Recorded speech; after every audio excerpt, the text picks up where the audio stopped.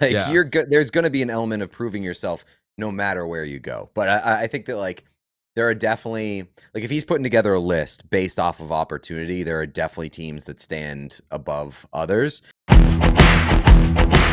Earlier this month, Yegor Chinakhov requested a trade from the Columbus Blue Jackets, and he is a 24-year-old right wing, very talented, high draft pick, shoots the puck very hard, has scored quite a few goals in his shortish time in the league. He's had a shortish time in the league because he can't stay healthy. He had a back injury last year, came back, ended up being healthy scratch down the stretch. He doesn't like Dean Evison. His agent has come out and said that. They've requested a trade. I think that the Blue Jackets kind of have to trade him. We've discussed just the trade request itself, but I want to give you 5 teams that should trade for Yegor Chinakhov. Before we jump into it, Pete, what do you think of Yegor Chinakhov's value right now? I mean, it's lower than I think he would want it to be, but obviously like the ceiling is where the value is. Is you if you're trading for this guy, it's because you believe in him and you believe in what he can be.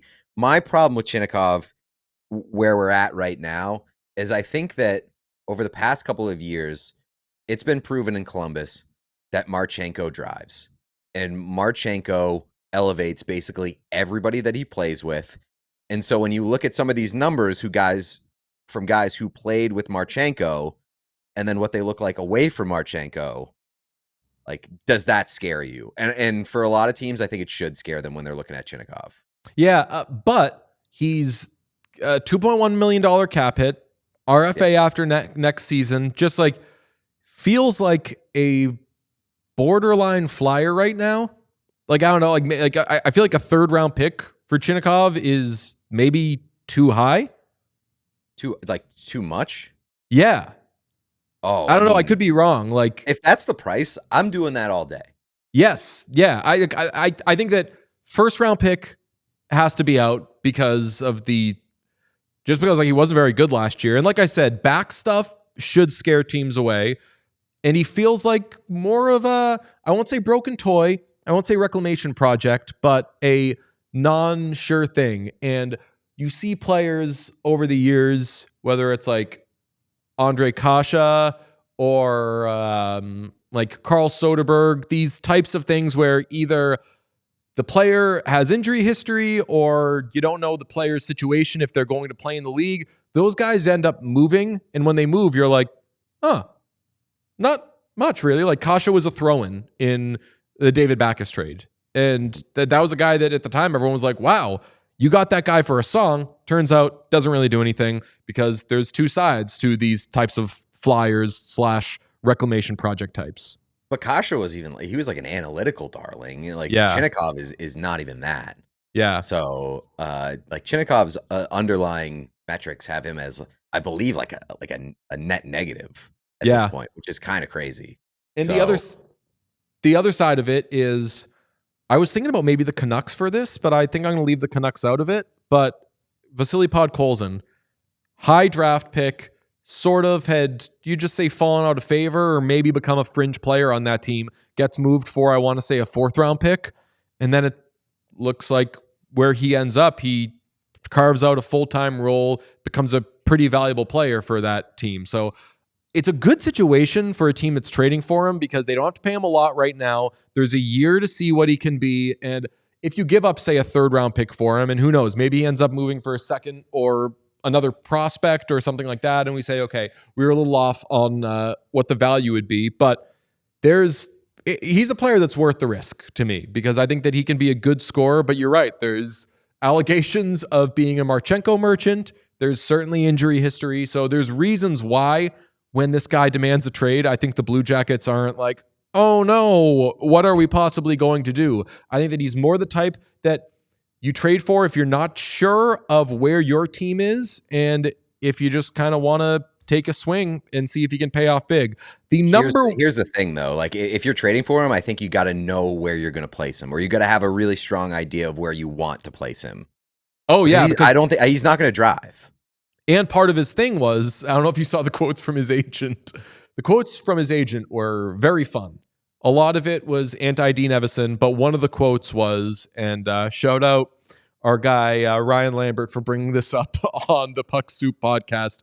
One of the quotes was, I don't have it off the, let me see, I'll be able to find it. He says, ask any team, let me see if I can find it. Yeah, any team in the NHL would say Chinny is a top 6 player, the agent said. To which RL was like, I can name one team that famously has him and feels that he is not a top 6 player. So that was part of the issue because he started off as a first liner, was good, got hurt, came back, was a third liner, was bad, was a healthy scratch. And I don't think that this guy is like a fringe healthy scratch type player. So if he wants a new start, fine, get him out of there. That's cool. My number one team that I think should be interested in Yegor Chinakhov, the Nashville Predators. That's a team that was bought second worst in scoring last season. And above all, I don't know what they are and they don't know what they are. Are they trying to continue to go for it with some of the older guys they have, or are they going to start a rebuild, or are they going to try to toe the line? No matter which of your paths are, if you're the Predators, he kind of works for that. I don't think you're giving up a lot for him. You do have draft picks, so that's what I would do. And right now, I think that Luke Evangelista is their second line right wing. Decent young player, around the same age as Chinakhov, but doesn't have the upside and certainly doesn't have the NHL success of Chinakhov. So I'd like him on the Predators, and maybe, who knows, maybe he pushes Marchessault at one point. Yeah, I mean, I think like there's a lot of teams in the league that should have interest in him because of the ceiling, but also because of the versatility. Like he plays both wings. And so like there's gonna be a spot for him. And like a lot of teams are looking for a guy who can be in their top 6. Like the Bruins famously didn't get their top 6 winger in free agency. But like you look at like a Colorado. Bruins I almost put on there.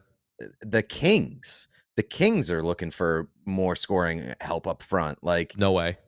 The New Jersey Devils. Like the New Jersey Devils desperately need help on the wings, and they've struck out in free agency. There's a lot of teams that could be in the market for this guy. Why do you say no way to the Kings? Devils because he's young. Kings don't want any more young guys. That's fair. Yeah, that's fair. Like it sucks, but like no way. If there were a list of teams I rule out for them and watch, they go out and get him now. But I would start with what teams will be assholes with this type of player, and the Kings would be high on the list. Yeah, but I mean, like maybe not, because look at what Kuzmenko did for them after they got him from the trade deadline last year, and that kind of brings me to my next team, the team that fits the same sort of profile as the Nashville Predators, the Calgary Flames. That's my Calgary number 2 Flames team. One of the worst offensive teams in the league last year. Don't really know where they are. Like, don't really know what their identity is, who's going to factor in for them in the bigger picture. Why not? Why not take a picture? Like, he fits the exact mold of what you described in Nashville. Flames, perfect fit, I think. And especially with not totally knowing Connor Zari's future, I think he's going to stick around, but playing what? Is he a left wing there, or is he a center there? I think that at some point you thought he would profile to be a center. He's played a bit of left wing for them, but that gives you versatility. If you decide this guy's going to end up being, by this guy, I mean Zary is a center, then cool. You play Chinakhov on the left wing or right wing. Number 3, because I think it combines Russians with opportunity, is the Minnesota Wild. Tarasenko's there right now, and he's only got 1 year, but respectfully, he's really on the back 9 and possibly playing the 18th hole. Should not be on your top 6. Should not be in your top 6, but right now probably is. So if you get him, if you get Chinakhov, first of all, he competes with Tarasenko for a top 6 spot and probably pushes him out as long as he's healthy. And if he's really good and he's the type of player that his agent claims that he is, then you get to do an oops 2/3 Russians line on your first line with him and Kirill Kaprizov. Yeah. I mean, I like him for the Wild. And then number 4, we had to go with one of the teams we beat into the ground. A team that scores a lot, but just lost their best scorer, Buffalo Sabres. Buffalo Sabres. Sean, how you feel about your I question it because Chinakhov has, I won't say baggage, but there's uncertainty there, and he's young, and young plus uncertainty typically equals Buffalo Sabres in a bad way. The only thing with that is this, like, I don't want there to be like another RFA situation they have to deal with. But true. The reason I put my hand up originally was because I was going to protest like the best score allegation. I don't know that I actually could. Tage. I was getting a Tage, but I don't like. I'm at a state with the Buffalo Sabres where anytime a player that might be good suggests that they don't want to play on their team anymore, I'm like, Sabres, do something. This could be something. But it's. I think it would upset Sabres fans because it would be like they would just look at him not playing top 6 minutes. They'd be like, "Oh, you guys just got another bottom 6 forward," even though that might not be what he is. It'd be fine. I don't think from like a non-Sabres perspective, I think there's better fits for him. Okay, here's my issue with the Buffalo Sabres of it all is if he doesn't like playing for Dean Evison, oh boy. Yeah. Him with Lindy Ruff. Good luck. I mean, it really just depends on why he's upset with Dean Evison. Because if it's just because he wasn't playing top 6 minutes, then like probably get that opportunity in Buffalo. Is it just is it going to be good? Okay, I'm going to give a couple of honorable mentions that I'm upset I can't include because he cares so much about opportunity. Maple Leafs would have been really interesting. Bring him in there, and not that he is a Mitch Marner replacement, but in an offseason in which you lost a really high-end offensive player to take a flyer among the other moves you've made. You've brought in Dakota Joshua, which puts me on a whole other thing about like the value of bottom 6 players, because Dakota Joshua was got, I think, for like a 4th-round pick when all these teams are going out there and giving 4th-liners like $3.5 million a year for 5, 6, 7, 8 years. But I would have liked him there, but I just don't think that the opportunity is set in stone in the top 6 there. And if he's going to be a baby about that, then it's not worth the headache in trying to trade for him, even though I do think they have the space. The other team I would have liked for him, a contender, Washington Capitals. That would have been a lot of fun. But there's just no spot for him. There's no, especially with Ryan Leonard coming in. Yeah. How pissed would you be if your whole thing was, I want opportunity, I want top 6, and it's like, well, cool, Ryan Leonard's here, and he doesn't have a top 6 job right now, so get in line, brother man. So as a result, what's that? You know what? Like, Carolina fucking loves Russians. But they've got a lot of guys. That's what I was going to say about Utah. They love Russians. But yeah, but it would be Carolina has a lot of guys, but like there is, like, if he was willing to take a like middle 6 role on a really good team where he'd probably get some good opportunity to play with good players and produce. Carolina, I don't know. That's not a terrible spot. I think it's like there's more opening there, I think, than a Washington. It would basically be you have to beat out Jordan Martinook for a job. And even then, though, you're a 3rd liner.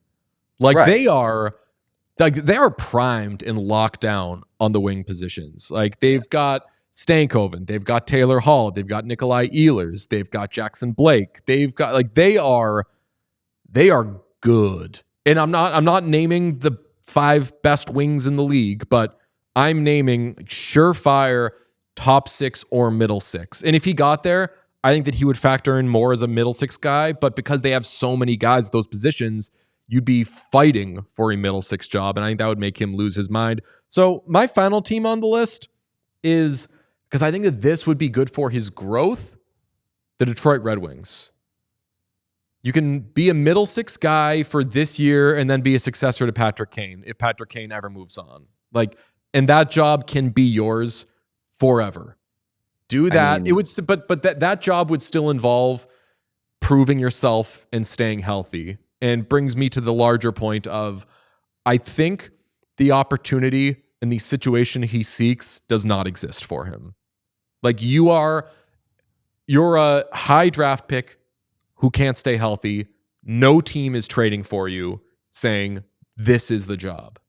Oh yeah. They're not handing you the keys. Like Yeah. you're good. There's going to be an element of proving yourself no matter where you go. But I think that like there are definitely like if he's putting together a list based off of opportunity, there are definitely teams that stand above others.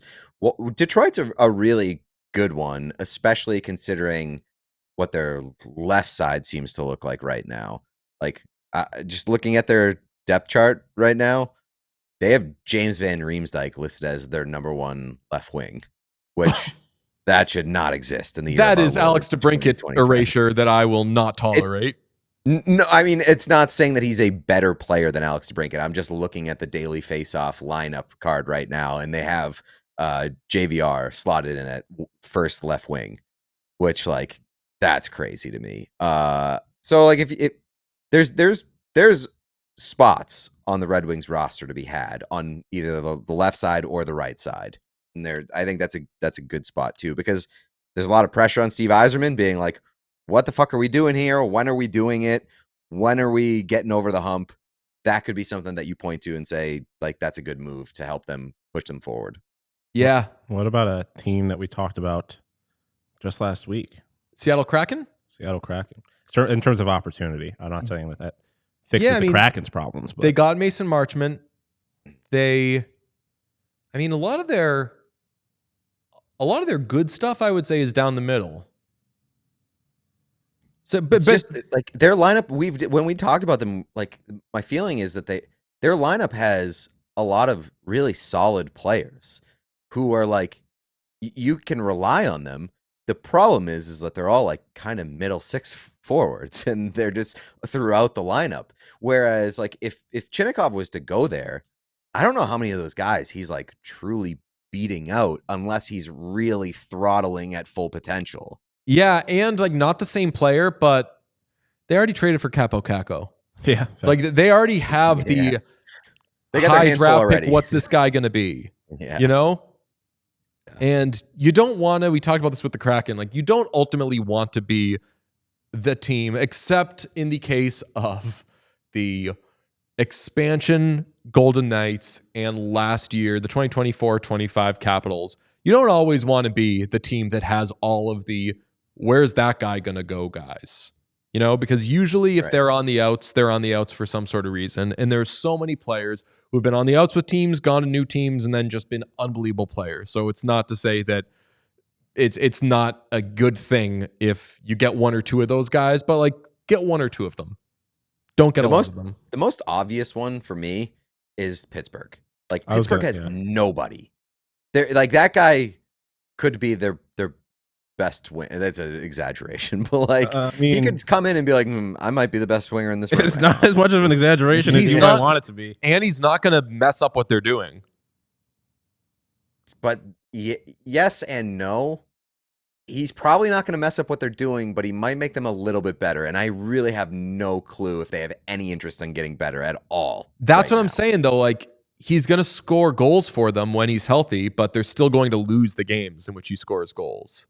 I think they are really bad. Like they're a disgrace. Right now, their middle six left wings are both 21 years old. At least the listed ones on who we Daily got? Face-Off. I feel like Koivunen, yeah, and Koivunen and Rutger McGroarty. I knew that Rutger would be in there somewhere. Poor Rutger. The Penguins roster is so fucking bad. It is unbelievable. It's so funny. Their fourth line it's rocks. So sad. Like their fourth line, it's Sidney Crosby, and then just a bunch of garbage. Can I interest you in a fourth line of Connor Dewar, Blake Lizette, and Justin Brazeau? You cannot. Wait. do they have Brajol? Yeah. They do have Brajol, yeah. When did they get Brajol? This offseason, I believe, right?